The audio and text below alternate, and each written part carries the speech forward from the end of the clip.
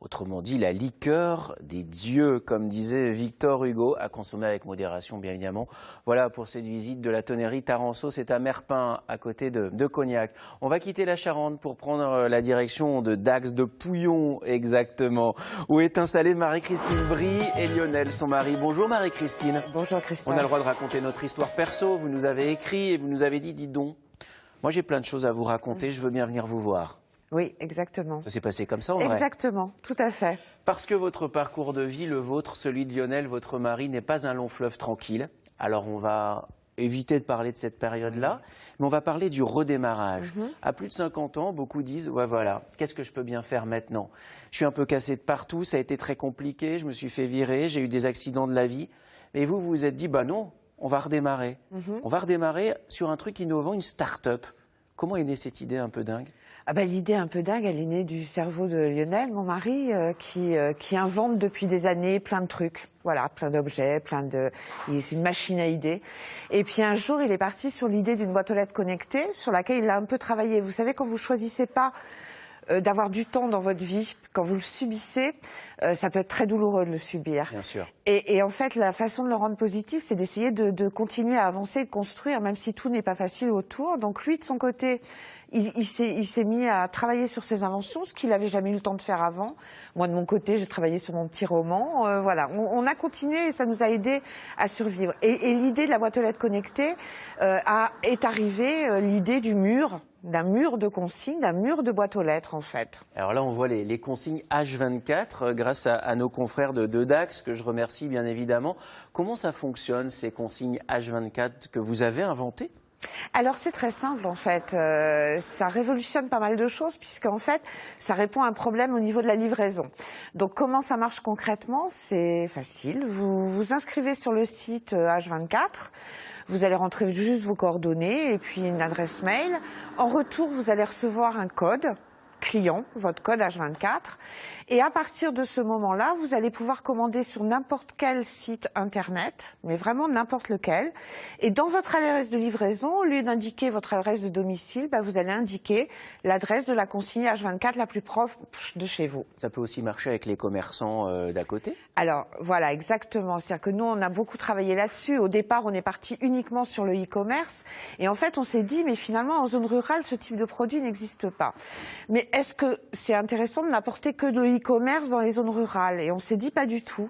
Ce qui va être intéressant, au contraire, c'est de faire vivre ces zones rurales. Donc à partir de là, on s'est dit, on va essayer de placer nos consignes au centre des communes, au centre des bourgs, et on va essayer aussi de travailler avec le commerce de proximité.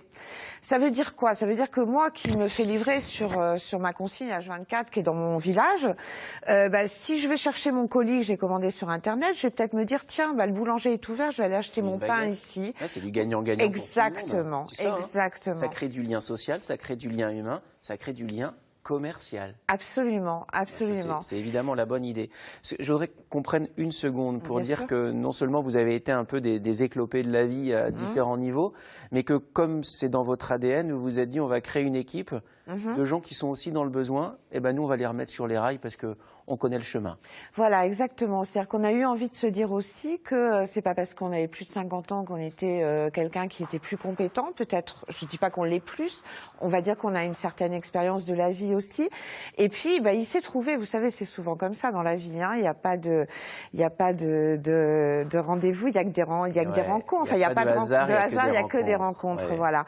Et en fait, sur notre chemin, on a rencontré effectivement des gens qui avaient eu des vies aussi un peu particulières et qu'on a eu envie, nous aussi, de remettre sur les rails. Pour résumer tout ça, si je dis que vous êtes des facilitateurs du quotidien, ça vous va bien comme définition ou pas? Ça me va très bien, et des innovateurs aussi au service du bien commun, parce que ça c'est important. L'innovation aujourd'hui, moi je pense qu'elle peut aussi passer et aider le bien commun.